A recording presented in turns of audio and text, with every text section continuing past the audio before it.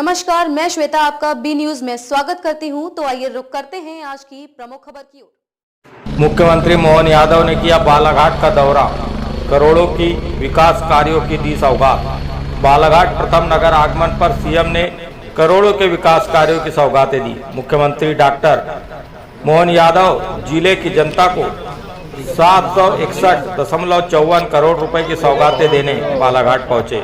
इस दौरान उन्होंने रेंजर कॉलेज में जन संबोधन के दौरान 25 गांव में 16.55 करोड़ रुपए की जल जीवन मिशन योजना, ग्रामीण यांत्रिकी सेवा द्वारा बनाई गई 8.87 करोड़ की 6 सड़क और मध्य प्रदेश ग्रामीण विकास प्राधिकरण की 5.24 करोड़ की 3 सड़क और लोक स्वास्थ्य परिवार कल्याण विभाग के अंतर्गत 14.63 करोड़ रुपए के नवीन उप स्वास्थ्य केंद्र का लोकार्पण किया। इसके अलावा 715.7 करोड़ रुपए के 29 विभिन्न विकास कार्यों का शिलान्यास भी किया। शिलान्यास वाले कार्यों में 3 ऐसी इकाइयां हैं जिनका निर्माण कार्य पूर्ण होने के बाद जिले में रोजगार सृजित होंगे। इन तीनों इकाइयों से करीब 500 रोजगार प्रत्यक्ष रूप से सृजित होने का अनुमान लगाया जा सकता है। इसमें खैरलांजी के मीरकपुर में 150 करोड़ रुपए की लागत से PVC insulation electric unit, Khairlanji के ही गुडरूघाट में 300 करोड़ रुपए की लागत से ग्रैंड बेस्ट एथेलॉन इकाई स्थापित की गई है।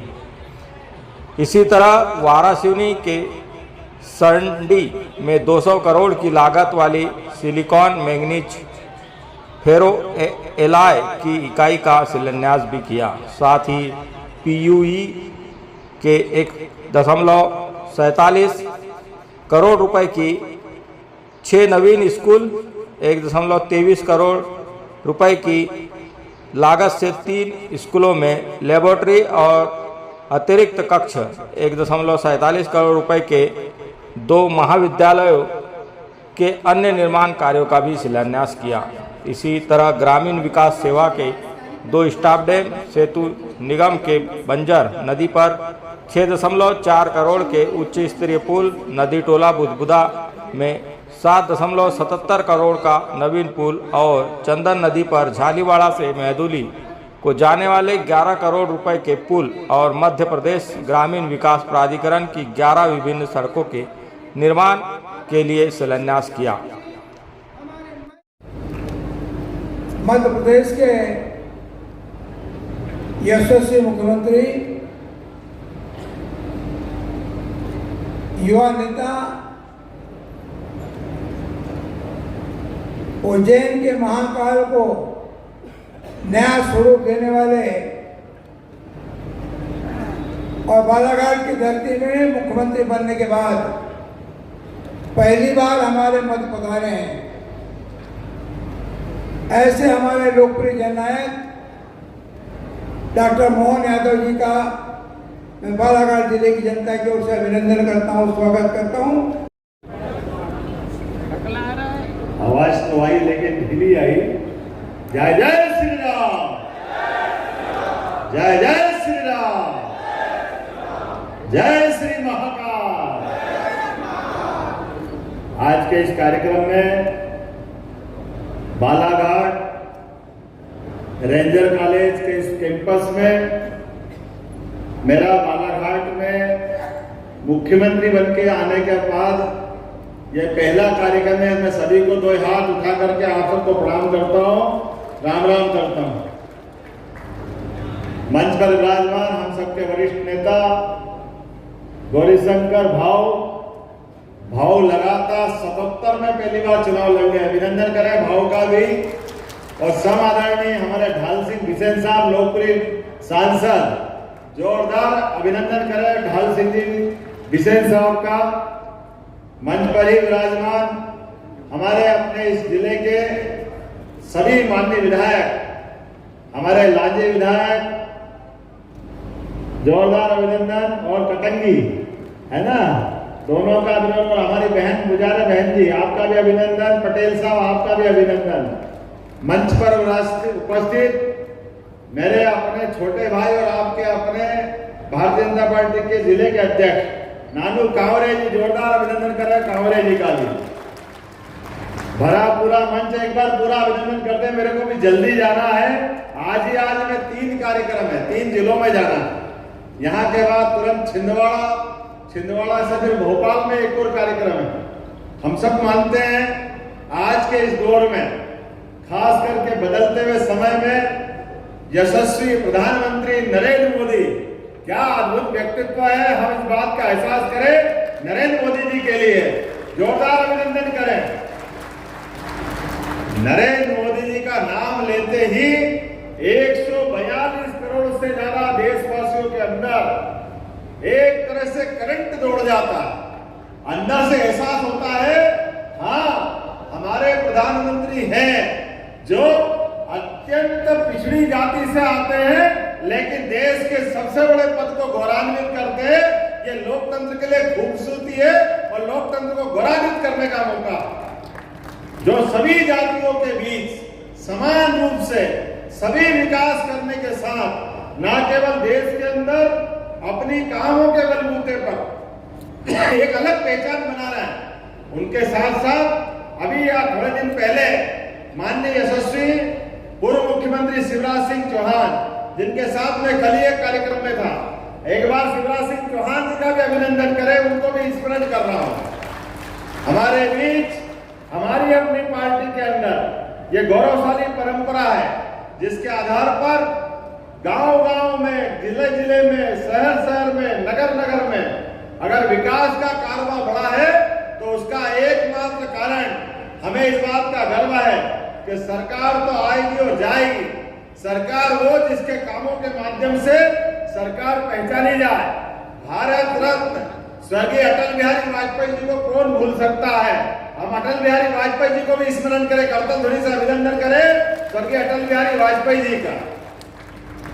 एक ऐसे व्यक्तित्व जिन्होंने विपक्ष को भी गौरवान्वित किया, और जब सरकार चलाई तो सरकार भी ऐसी चलाई कि हाँ लगता था कि हमारी सरकार है। गरीब से गरीब आदमी के गांव के अंदर प्रधानमंत्री सड़क बना करके एक तरह से सौगात दी है। मुझे इस बात की प्रसन्नता है, यद्यपि कि सभी पुरानी सरकारों ने काम किया है, कोई सरकार खराब नहीं होती है, ये तो हम भाग्यशाली हैं। आजादी के बाद भारत में लगातार सत्ता के माध्यम केवल जनता है, जनता ने जिसको वोट दिया उसके आधार पर सरकार बनती है। अन्यथा अब तो टेलीविजन का जमाना है, सोशल मीडिया का जमाना है, बगल के पाकिस्तान और कई देश देख लो क्या हो रहा है वहां पे, कैसी हालत है। ऐसी हालत में भी अपने बलबूते पे सरकार बना करके यशस्वी प्रधानमंत्री के माध्यम से तो अपने देश के जनता ने एक नया संदेश दिया। कोई सोच सकता था पहले 1984 में स्वर्गीय राजीव गांधी जी की सरकार प्रचंड बहुमत से बनी, वो भी कारण इंदिरा जी की असामयिक हत्या हो गई, तो जनता गम में डूबी थी और एक झटके के साथ पूरा देश ने मिलकर के राजीव गांधी जी की सरकार बनाई। लेकिन धीरे धीरे बहुदलीय सरकार की आदत पड़ गई, हमारा लोकतंत्र कहीं किसको, लेकिन कुल मिला के सरकार हमारी बनी। अटल बिहारी वाजपेयी जी ने तो 24 दलों को मिला के सरकार बनाई थी। अब आप बताइए 24 दलों को मिला के सरकार बना के चलाना कितना कठिन काम होगा। उसके पहले नरसिम्हा राव जी ने भी 11 दलों को मिला के सरकार बनाई। लेकिन बहुदलीय सरकारी व्यवस्था में कई सारी कठिनाइयां होती है, लेकिन मुझे इस बात की प्रसन्नता है, जनता के बीच गुजरात के मॉडल के आधार पर जिस प्रकार से नरेंद्र मोदी जी ने काम किया था, जनता के बीच वो गए, गोवा में घोषित हुए स्टार प्रचारक, और अपने कामों के बलबूते पर मोदी जी ने जनता के बीच जब बात रखी, मुझे इस बात की प्रसन्नता है, पहली बार 35 साल के बाद प्रचंड बहुमत से एक दल की सरकार बना करके पूरे देश ने संदेश दिया है कि हाँ हमारा लोकतंत्र धीरे धीरे धीरे धीरे मजबूत होता जा रहा है, दिन दूना रात चौगुना। और ये मैं तो लोकतंत्र के लिए अच्छा मानता हूँ, किसी भी दल की सरकार बने, लेकिन सरकार पूर्ण बहुमत की बनना चाहिए। जब सरकार पूर्ण बहुमत की बनती है तो अपने आप संदेश हो जाता है और अब तो जनता 2019 में फिर माननीय मोदी जी को और तब तक मोदी जी के काम को और सरकार को देख भी लिया। हमारे देश की सीमाओं पर पाकिस्तान अपने जन्म के समय से ही संकट खड़े करता रहा है। कभी क्या करता, कभी क्या करता, कभी आतंकवादी भेजता, कभी और कोई घटना को अंजाम देता है, कभी हमारे देश के कातिलों को अपना पनाह दे करके, हमारे दुश्मन को जगह दे करके हमको मुंह चलाने का काम करता है। हमको मालूम है पाकिस्तान की नापाक हरकतों के कारण से हमारी देश की सीमाओं पे रक्षा करने वाले सैनिक, उनके सर काट के भी पाकिस्तान के सैनिक अपनी सीमा में ले जाते। फुटबॉल खेलते, हमको फुटबॉल खेलते हुए सारे पाकिस्तानी दरिंदे ऐसा लगता है कि परमात्मा ये कौन सा जन्म दे दिया। हमारे देशभक्त रक्षा सैनिकों की, वो तो हमारी रक्षा में लगे, उनने किसका क्या बिगाड़ा। लेकिन हमारे सामने देश के सैनिकों के सिर फुटबॉल की तरह लात मार करके पूरे देश को लज्जित करने का काम वो करते थे। पूरा देश हताशा से, निराशा से, गुस्से से देखता रह जाता था, लेकिन उसका बदला नहीं ले पाता था। मुझे इस बात की प्रसन्नता है जब एक दल की प्रचंड बहुमत की सरकार बनी, नरेंद्र मोदी की सरकार बनी, माननीय नरेंद्र मोदी जी ने उनको घर में घुस करके उन आतंकवादियों के छक्के छुड़ा करके उनको एहसास करा दिया कि हिंदुस्तान इतना कमजोर नहीं है। हिंदुस्तान को आप चाहे जिस दृष्टि से देखो, लेकिन हिंदुस्तान और अपनी सेनाओं की, सीमाओं की और सैनिकों की नरेंद्र मोदी जैसे होना चाहिए। तो दूसरी बार फिर 2019 की सरकार बनी, प्रचंड बहुमत के साथ दोबारा हमारे अपने यशस्वी प्रधानमंत्री ने शपथ ली। उनने एहसास कराया देश का उत्तर हो, दक्षिण हो, पूर्व हो, पश्चिम हो, सबको साथ लेके चलने का और सबके बीच विकास के मामले में मदद देने का डबल इंजन की सरकार का नारा आया। और डबल इंजन की सरकार के माध्यम से एक के बाद एक हमने अपनी आंखों के सामने देखा। अब 14 से 18 या 19 तक की सरकार थोड़ी आत्मनिर्भरता की तरफ थी, लेकिन अब देश स्वाभिमान के साथ सरकार में जी रहा है। हमने सबने देखा कोविड का खराब समय, मुझे बालाघाट की याद आता है। यहाँ पर भी हाहाकार मचा था, जान के लाले पड़े थे, ना दवाई का ठिकाना, ना मरीज का कोई संभालने वाला, ओढ़ तोड़ भूले भटके मर जाए तो घर वाले हाथ लगाने को तैयार नहीं, इतना डर का माहौल था। ऐसा आप बिल्कुल नई दुनिया में हम प्रवेश कर रहे थे। लेकिन मुझे इस बात की प्रसन्नता है, नरेंद्र मोदी जी की सरकार ने उस समय भी निर्णय लिया कि कोई भूखा नहीं मरेगा, क्योंकि रोजगार धंधे बंद हो गए थे, कोई को आने जाने के लिए साधन नहीं मिल रहे थे। देश में लॉकडाउन लगा करके उस समय ताली और थाली बजा करके देश को रोकने का प्रयास किया, लेकिन हमको ताली और थाली के माध्यम से सावधान कर रहे थे। भारत सरकार जब चुनी जाती है तो लगभग 100 करोड़ मतदाताओं के वोट से चुनी जाती है। उसकी जवाबदारी होती है, उसकी हिस्सेदारी होती है, वो सबके विश्वास की आशा और अपेक्षा के आधार पर होती है। मुझे इस बात की प्रसन्नता है, नरेंद्र मोदी जी ने लॉकडाउन भी कराया, लेकिन हजारों जान को बचाने का काम भी कराया।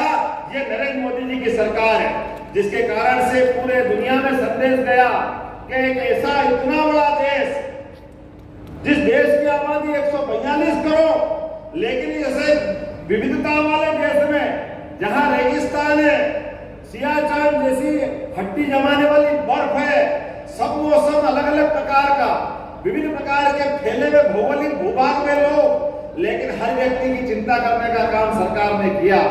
मुझे इस बात की प्रसन्नता है कि लगातार उनके साथ कदम से कदम मिला करके मध्य प्रदेश की सरकार भी बराबरी से खड़ी थी, किसी को कोई कष्ट नहीं आया, किसी को तकलीफ नहीं हुई। मुझे इस बात की भी प्रसन्नता है कि मोदी जी के माध्यम से हमारे देश के स्वाभिमान के और हमारे देश के अंदर की कुव्यवस्था के मुस्लिम बहनों के लिए 3 तलाक के मामला आया। वो 3 तलाक के मामले में तो सुप्रीम कोर्ट ने फैसला दिया था कि ये 3 तलाक मुस्लिम बहनों के जीवन में नर्क का काम करेगा। उनकी जिंदगी असहाय बनाएगा। मुझे इस बात की भी प्रसन्नता है, नरेंद्र मोदी जी ने आगे बढ़कर वो खराब कानून को बदलने का काम किया कि 3 तलाक भी हिंदुस्तान का हिस्सा नहीं हो सकता है। 3 तलाक के माध्यम से कोई धर्म की बहनें हो, चाहे हिंदू हो, मुसलमान हो, अगर किसी के जीवन में भी कष्ट आएगा तो माननीय मोदी जी वहां आगे खड़े होकर हमको दिखाई देते हैं। मुझे इस बात की प्रसन्नता है कि लाडली लक्ष्मी कन्यादान योजना या हमारी लाडली लक्ष्मी बहनें मुझे इस सरकार बनने के साथ अभी चिल्लाने लगे थे भाई बहन कि पैसा नहीं है, एक ही बार सरकार बनाइए, आगे कहां से लाओगे। हमने कहा पैसा भी है और योजना भी चलेगी, कोई योजना बंद नहीं होगी। ये भारतीय जनता पार्टी की सरकार है। हमने सबने लगातार प्रबंधन किए, कोई योजना बंद नहीं होगी। सभी योजना जिनके माध्यम से माता और बहनों की अगर जिंदगी में कोई उजाला आता है तो निश्चित रूप से ऐसी योजनाओं को कैसे बंद कर सकते हैं। और भाइयों और बहनों और खासकर बहनों, आप सुन लेना, हर 10 तारीख को बराबरी से आपके खाते में पैसे आ रहे हैं, लेकिन इस बार तो और जल्दी करने वाले हैं क्योंकि अगला महीना शिवरात्रि का भी है, होली का भी है, कई त्योहार है, बीच में खर्चे की जरूरत पड़ेगी। अब हमको आदत पड़ गई है तो आपको आपके खाते में 1 तारीख को ही पैसे डाल दिए जाएंगे। ये पैसे आपके खाते में आने वाले हैं। ये आपके अपने इस छोटे से कार्यकर्ता का और प्रदेश के मुखिया का, मुख्यमंत्री का, और मुख्यमंत्री क्यों, मैं तो अपने आप को मुख्य सेवक मानता हूँ। जब देश के प्रधान सेवक नरेंद्र मोदी है तो डॉक्टर मोहन यादव कैसे अपने आप को मुख्यमंत्री मान सकता है। मुख्यमंत्री केवल संवैधानिक दायित्व के आधार पर, लेकिन प्रधान सेवक के साथ मैं भी मुख्य सेवक के रूप में आपकी भूमिका निभाने आया हूँ। और आज यहाँ जब आपके बीच में आया हूँ तो खाली हाथ नहीं आया। अभी हमारे कावरे जी कह रहे थे, कावरे जी ने कहा कि ये आयुर्वेदिक के मंत्री थे, इनकी बहुत इच्छा थी। और यहाँ तो बालाघाट में पूरा वनांचल, कान्हा का आधा हिस्सा, अभी ढाल सिंह जी बता रहे थे कि आधा हिस्सा कान्हा राष्ट्रीय उद्यान का तो इसी में आता। बड़े पैमाने पर हमारे यहाँ बड़ी संभावना है। ऐसे में अब हमारे, जैसे मैंने कहा पहले भी कि कोविड के समय आयुर्वेद का महत्व मालूम पड़ा था, तो आयुर्वेद के आधार पर इस क्षेत्र में विकास क्यों नहीं होना चाहिए। हमने सरकार के पहले अंतरिम बजट में इस बात का प्रबंधन किया कि मंडला, बालाघाट ऐसे सभी वनों वाले जिलों में आयुर्वेदिक मेडिकल कॉलेज खोलने का निर्णय करते हैं। बहुत जल्दी बड़ी सौगात अपने इस आयुर्वेदिक कॉलेज की बालाघाट में मिलने वाली। मुझे इस बात की भी प्रसन्नता है कि लगातार एक के बाद एक कई सारे उद्योग, आज भी जब मैं आया तो यहाँ पर 3 उद्योग, messrs Hindustan green energy limited, messrs Hindustan Thames private limited के माध्यम से औद्योगिक इकाइयों का भूमि पूजन मैंने किया है। और 761 करोड़ की लागत के कई सारे निर्माण कार्य का यही भूमि पूजन लोकार्पण किया है। ये डबल इंजन की सरकार है। आप अभिनंदन करें अपने विकास कार्यों का। जरा आनंद आना चाहिए कि नहीं आनंद आना चाहिए? जोरदार ताली बजा करके ये सारे होने वाले कामों में आप सहयोगी बने। जो काम हम कर रहे हैं जरा आप देखो तो सही, कौन कौन से काम है। 715 करोड़ के 29 नवीन निर्माण कार्य जिनके आधार पर मैंने भूमि पूजन किया, उसमें 150 करोड़ की लागत से पीवीसी इंस्टॉलेशन इलेक्ट्रिक मीरकपुर एक फैक्ट्री बनने वाली है, उसका भूमि पूजन हमने किया है। 300 करोड़ की लागत से गुडरू घाट, मैं आता हूँ पंडितों की नगरी से तो मेरे को गुरु जल्दी देखता है, लेकिन गुडरू घाट में लगभग 300 करोड़ की लागत से इथेनॉल का नया प्रोजेक्ट का आज भूमि पूजन हुआ है। हम सब अभिनंदन करें इस बात का। 200 करोड़ की लागत से सिलिको फेरो अलाइज स्टील इकाई का निर्माण कार्य भी यहाँ शुरुआत की है। लगभग 12 करोड़ 51 लाख की लागत से कीनी, खुरमंडी, अमई, कोचेवाई, बकोड़ा इत्यादि स्कूल, हाई स्कूल खोलने का यहाँ का भूमि पूजन किया। कौन कौन से विधायक के क्षेत्र में आता, हाथ खड़े कर देना, बताते जाना।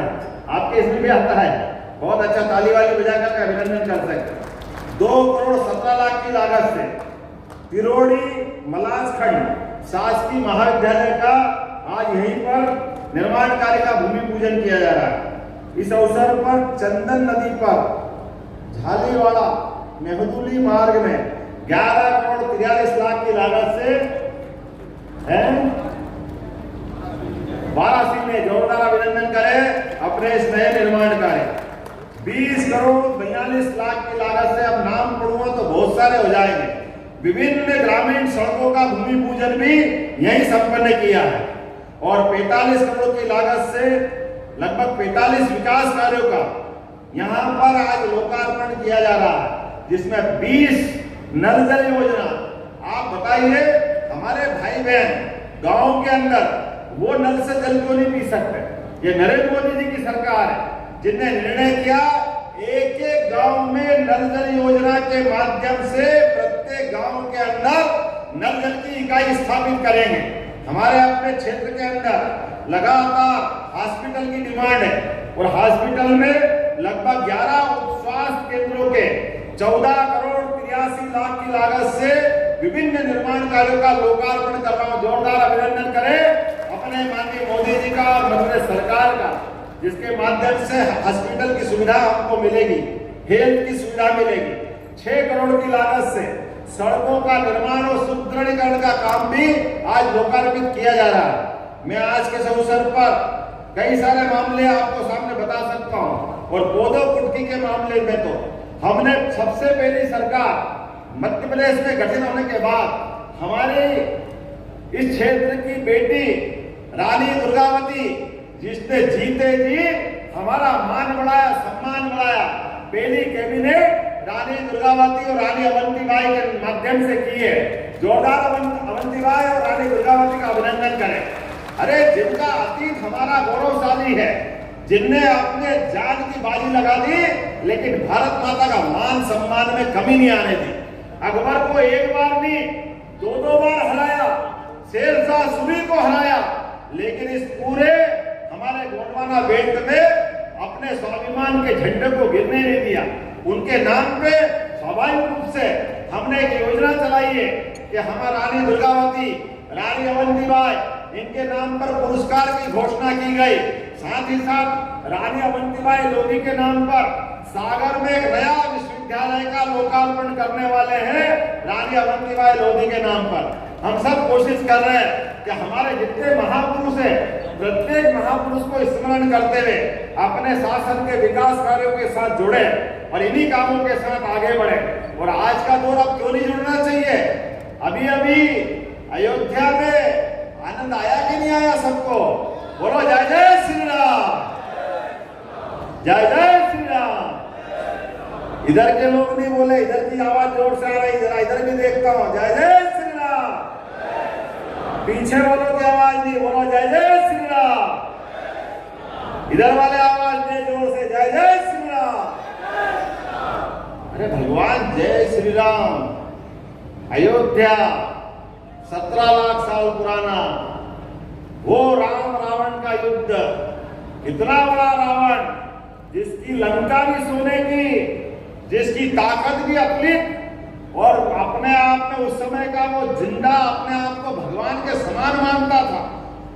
लेकिन धन्य वो सनातन संस्कृति और धन्य हमारी अपने हिंदू संस्कृति, जिनके बलबूते पर वनवासियों को साथ लेकर, आदिवासियों को साथ लेकर, अपने प्राणी मात्र से प्रेम करते हुए भगवान राम ने जिस प्रकार से राम रावण का युद्ध हुआ और माता सीता को वापस लेकर के आए और रावण को धूल चढ़ाने का काम अगर किसी ने किया, भगवान राम ने किया, जिनका पूरा जीवन भगवान राम का जैसा पुत्र, भगवान राम का पुत्र दशरथ को मिलना, राजा दशरथ का जीवन धन्य। शासक जिसने सबने सोचा अगर राज्य चाहिए तो राम राज्य से साथ चाहिए, राम राज्य की कामना सब करते हैं। भगवान राम राज्य की कामना करने का मतलब ही गरीब से गरीब आदमी के जीवन में भी सुख का सवेरा लाना, उसके कष्ट मिटाना, देश को स्वाभिमान के साथ जीना सिखाना, सुव्यवस्था स्थापित करना, इतिहास, भूगोल, हर जगह सनातन संस्कृति के लक्षण दिखाई देना। लेकिन मित्रों बड़े दुर्भाग्य के साथ कहना पड़ रहा है, देश की आजादी तो 47 में मिल गई, लेकिन भगवान राम को भी अपने घर में आने में 70 साल लग गए। ये बड़े दुर्भाग्य के साथ कहना पड़ रहा है। लेकिन भगवान राम का प्रवेश, भगवान के रूप में उनकी प्राण प्रतिष्ठा, ये केवल भगवान राम की प्राण प्रतिष्ठा नहीं हुई, ये पूरे देश की प्राण प्रतिष्ठा हुई। हमको इस बात का गर्व और गौरव है। अयोध्या का वो दिन जिसने आंखों से देखा, नयन उसके खुले के खुले रह गए, आंखों से अश्रु की धारा बह निकली, एहसास हुआ हाँ परमात्मा, ये 500 साल बाद हमारा समय आया कि जब भगवान को हम अपने अयोध्या में भगवान राम नहीं जाएंगे तो कौन जाएंगे। लेकिन बड़े दुर्भाग्य के साथ कहना पड़ रहा है, भगवान राम की प्राण प्रतिष्ठा के अवसर पे भी पहले तो निर्माण कार्य में अड़ंगे लगे और बाद में भगवान के निर्माण कार्य के बाद जब सुप्रीम कोर्ट ने फैसला दे दिया तो दिए फैसले के बाद भी उनके गर्भगृह के प्रवेश के अवसर पर निमंत्रण दिया। लेकिन अभागे लोग जिन्हें निमंत्रण भी ठुकरा दिया, बड़ी दुर्भाग्य की बात है। कोई मक्का मदीना में भगवान राम का मंदिर नहीं बन रहा, भगवान राम का मंदिर तो अयोध्या में बन रहा। अरे भगवान राम के निमंत्रण को ठुकराना बड़े दुर्भाग्य की बात। हमारी पार्टी ने, कांग्रेस के कई वरिष्ठ नेताओं ने अपनी पार्टी के निर्णय का विरोध करके कहा कि ये गलत हुआ है। मुझे इस बात की प्रसन्नता है, आज नहीं तो कल अब ये सांस्कृतिक अनुष्ठान का जो पर्व चल रहा है, निश्चित रूप से जनता समझदार है, ऐसी नादानियों से बचना चाहिए। निश्चित रूप से देश की बहुसंख्यक आबादी अगर किसी को आराध्य मानती है तो सबको उनका सम्मान करना चाहिए। हमारे लिए सर्वधर्म सद्भाव की आधार पे देश की सरकारें बनती है। देश सबके भावनाओं का और भावनाओं का दोनों का आदर करना जानता है। संभावनाओं के आधार पर हम विकास का रास्ता पकड़ते हैं और भावनाओं के आधार पर सनातन संस्कृति पे गर्व करते हैं, इसी से रास्ता निकलता है। मुझे इस बात की आनंद भी है, बालाघाट जैसे जिले में मैं जब पहली बार आया और दोपहर 12-1 बजे बाद भी सड़कों पर जो आपने प्यार लुटाया, जीवन भर नहीं भूलूंगा जो आपने प्यार दिया है। मुझे इस बात का एहसास है कि आप और हम मिलकर के आने वाले समय में भारत को आगे बढ़ाने के लिए स्वामी विवेकानंद ने जब घोषणा की थी कि 21वीं शताब्दी भारत की होगी और भारत की 21वीं शताब्दी के लक्षण हमको दिखाई दे रहे हैं। अब जिस प्रकार से हमारी अर्थव्यवस्था आगे जा रही है, जिस प्रकार से दुनिया के देश, चाहे अमेरिका हो, इंग्लैंड हो, रूस हो, यूक्रेन हो, कोई भी देश, हर देश ने नरेंद्र मोदी जी के साथ कदम से कदम मिलना चलने के लिए रात में भी सपना देखना चालू किया। हमको खुशी है इस बात की, हर देश वाले चमचमा रहे कि नहीं चमचमा रहे, आकाश से बात करके दिखा दे रहे हैं। हमने अपनी आंखों के माध्यम से देखा है। और क्या चाहिए हमको, हमारे देश की यही प्रगति आगे बढ़ती रहे, प्रत्येक गरीब आदमी के जीवन में कोई कष्ट न हो। मध्य प्रदेश सरकार भी प्रयास कर रही है, एक के बाद एक लगातार विकास के कामों में पर्याप्त धनराशि देकर के डबल इंजन है।